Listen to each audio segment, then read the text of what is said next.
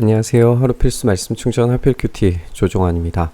오늘 함께 나눌 하나님 말씀은 로마서 16장 17절에서 27절까지 말씀입니다. 형제자매 여러분, 내가 여러분에게 권합니다. 여러분이 배운 교훈을 거슬러서 분열을 일으키며 올무를 놓는 사람들을 경계하고 멀리 하십시오. 이런 사람들은 우리 주 그리스도를 섬기는 것이 아니라 자기네 배를 섬기는 것이고 그럴듯한 말과 아첨하는 말로 순진한 사람들의 마음을 속이는 것입니다. 이렇게 이야기합니다. 바울이 추가적인 권면을 제시하고 있어요. 분열과 올무를 놓는 사람들을 경계하고 멀리하라고 말합니다. 이것은 우리가 앞에 다뤘던 이 유대인, 이방인, 그리스도인들 간의 어떤 그런 갈등, 또 믿음의 강한 자들과 약한 자들의 갈등, 이런 상황들을 다시 한번 환기시키는 것 같아요.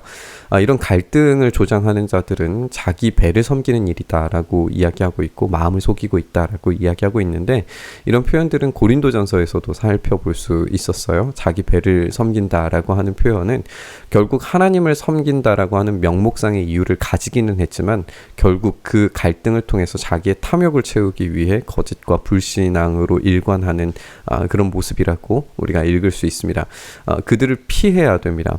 우리가 섬기는 주님은 우리를 위해서 아낌없이 내어주신 분이시지 자기 것을 취하기 위해서 오신 분이 아니십니다.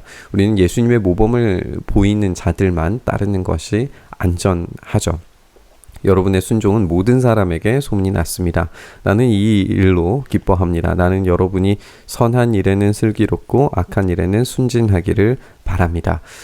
이 로마 교회의 순종이 모든 사람에게 소문났다라고 하는 칭찬이 수사적 칭찬이었다 하더라도 그들이 받은 서신의 내용만 보면 그들이 얼마나 뛰어난 복음의 이해와 적용과 순종을 살아냈을지 충분히 예상해 볼 수 있어요. 그런 이들을 향해서 바울은 다시 한번 선한 일에 슬기 있게 또 악한 일에 순진하기를 바란다라고 이렇게 이야기합니다.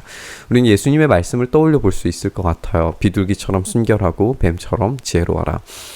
선한 일에는 예리하고 탁월한 지혜를 가지고 집요하고 지혜롭게 실천력 있게 실행할 수 있어야 됩니다. 그러나 악한 일에 대해서는 전혀 관심 없는 대상인 것처럼 무관심하고 순결하기를 작정해야 되는 거죠. 이렇게 살아있음과 죽어있음의 산 제물로서의 역설적 상태가 그들을 더욱 칭찬받는 이들로 남게 만들 겁니다. 로마의 이 위대한 교회가 제국과 야합하기 전에 그런 일들이 벌어지기 전에 얼마나 위대한 섬김과 헌신으로 제국 전체를 매료시켰는지에 대해서 우리는 깊이 생각해 봐야 돼요. 그런 모습이 선한 일에는 슬기롭고 악한 일에는 순진한 상태였다라는 것을 우리가 생각할 수 있습니다. 평화의 하나님께서 곧 사탄을 쳐부수셔서 여러분의 발밑에 짓밟히게 하실 것입니다. 우리 주 예수의 은혜가 여러분과 함께 있기를 빕니다. 마침내 최종적 승리와 완성의 순간은 오게 될 겁니다. 사탄은 패망하고 우리의 발 밑에 있게 될 겁니다. 지금은 사탄의 강대함과 강성함에 우리가 짓눌려서 시시때때로 겪는 이 죄의 유혹과 갈등에 넘어지는 것처럼 보이지만 우리 구원의 소망은 우리를 넘어뜨리는 바로 그 악이 우리의 발밑에 있게 되리라는 놀라운 구원의 소망을 재확인시켜 줍니다. 사탄이 단지 예수님의 발밑에 있는 게 아니라 우리의 발밑에 있어서 우리에게 복종하는 존재가 되는 거예요. 그래서 더 이상 우리가 죄를 짓지 않을 수밖에 없는 그런 존재로 변화되리라는 것을 우리는 소망을 가지고 붙들 수 있습니다. 나의 동역자 디모데와 나의 친척 루기오와 야손과 소싯바더가 여러분에게 문안합니다. 이 편지를 받아 쓰는 나 더디오도 주님 안에서 여러분에게 문안합니다. 나와 온 교회를 잘 돌봐주는 가이오도 여러분에게 문안합니다.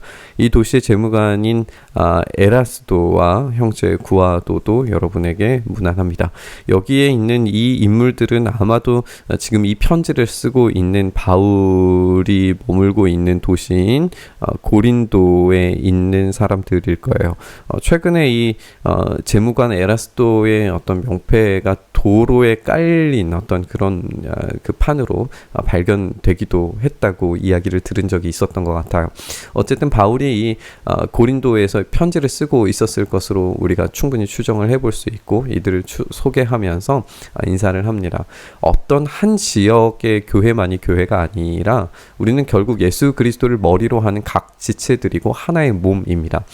그렇다면 우리는 서로를 격려하고 안부를 물으면서 서로가 간의 건강함으로 교회가 세워져 가야 하는 것이 마땅하죠.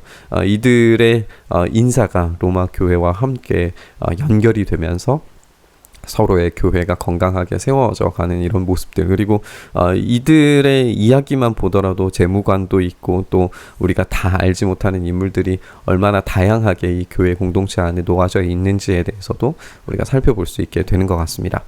하나님께서는 내가 전하는 복음 곧 예수 그리스도에 관한 선포로 여러분을 능히 튼튼히 세워주십니다. 그는 오랜 세월 동안 감추어 두셨던 이 비밀을 계시해 주셨습니다. 이 비밀은 지금은 예언자들의 글로 환히 공개되었고 영원하신 하나님의 명을 따라 모든 이방 사람들에게 알려져서 그들이 믿고 순종하게 되었습니다. 오직 한 분이신 지혜로우신 하나님께 예수 그리스도로 말미암아 영광이 영원 무궁하도록 있기를 빕니다. 아멘. 이렇게 이 로마서가 마무리가 되고 있습니다.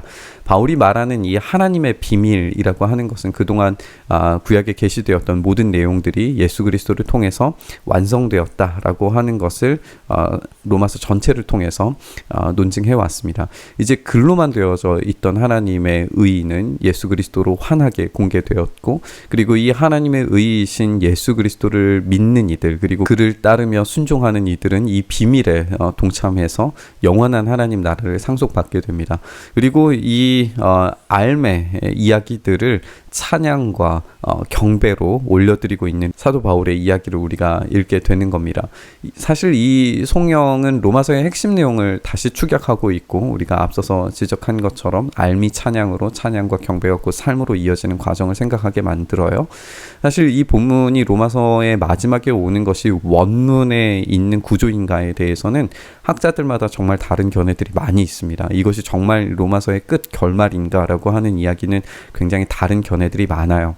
하지만 우리가 이 찬양을 로마서의 끝으로 두어도 충분히 좋을 이유는 찬양과 경배는 또다시 우리의 삶을 어떻게 살아야 할지를 고민하게 만들고 말씀이 우리의 삶에 적용되게끔 부르고 있기 때문에 그렇습니다. 우리가 함께 살펴본 것처럼 1장에서 11장 내용을 다루면서 11장 끝에 찬양과 경배의 이야기가 들어있었고, 이때의 지혜로우신 하나님에 대해서 인간은 다 알 수 없다라고 그렇게 나눴어요. 그리고 12장부터 16장까지의 이야기를 통해서 우리는 그래서 그리스도인들이 어떻게 살 것인가에 대해서 쭉 이야기해 왔고, 그것에 대해서 또 다시 이제 결말 부분에서 찬양과 경배에 대한 시가 등장하면서 여기에 오직 한 분이신 지혜로우신 분이라고 정리가 되면서 우리는 또 다시 그러면 이 로마 교회가 살아야 했던 그런 모습을 다시 우리에게 적용해서, 그렇다면 지금 이제 우리는 어떻게 살 것인가? 우리는 이 복음을 어떻게 적용하면서 살 것인가라고 하는 그런 부르심을 다시 우리에게 적용해서 생각하게 만들고 있는 것을 보게 됩니다. 우리는 영광스러운 하나님의 나라가 완성되는 날까지 여전히 우리에게 맡겨진 일들이 남아있다는 사실을 잊을 수가 없습니다. 우리는 예수님의 말씀처럼 사도 바울의 또 권면처럼 악에는 미련하게 선에는 지혜롭게 대처해야 됩니다. 그리고 그 참된 지혜이신 예수 그리스도를 따라서 하루하루를 말씀에 복종하면서 살아가야 됩니다. 이 순종의 삶의 기본은 하나님의 의 그 자체로의 신비이신 예수 그리스도를 더욱 깊이 알아가는 것이어야 하고, 이것이 찬양으로, 이것이 삶으로 이어지는 것이어야 되는 줄 믿습니다. 우리가 말씀 묵상하면서 이 참된 복음의 능력이 우리 삶의 찬양과 경배로, 또 삶의 치열한 현장 속에서 순결함과 지혜로 적용되기를 간절히 바라고 소망하면서 우리 기도의 자리로 나아갔으면 좋겠습니다. 주님, 우리가 이 알매서 머무는 것이 아니라 이 알미 찬양과 경배를 넘어 우리의 삶에 온전히 적용되게 하여 주시옵소서. 그래서 선한 데에는 지혜롭게, 치열하게, 끈질기게 그렇게 행동할 수 있는 용기를 주시고, 악한 일에는 미련하게 하셔서 마침내 우리의 발 밑에 정복될 그 죄에 우리가 넘어지지 않고 우리가 승리하는 삶으로 나아갈 수 있도록 주여 오늘 우리의 삶을 붙들어 주시옵소서. 찬양과 경배의 마침으로 읽은 이 로마서가 다시금 우리의 삶에서 어떻게 적용되고 사라져야 할지 우리가 생각하게 하시고, 그것을 우리의 삶에 온전히 적용하여서 주님의 놀라운 영광스러운 교회가 다시금 드러날 수 있도록 은혜 더하여 주시옵소서. 그 일을 우리 가운데 행하시기를 간절히 바라고 소망하며 우리 주님 예수님 이름으로 기도드리옵나이다. 아멘.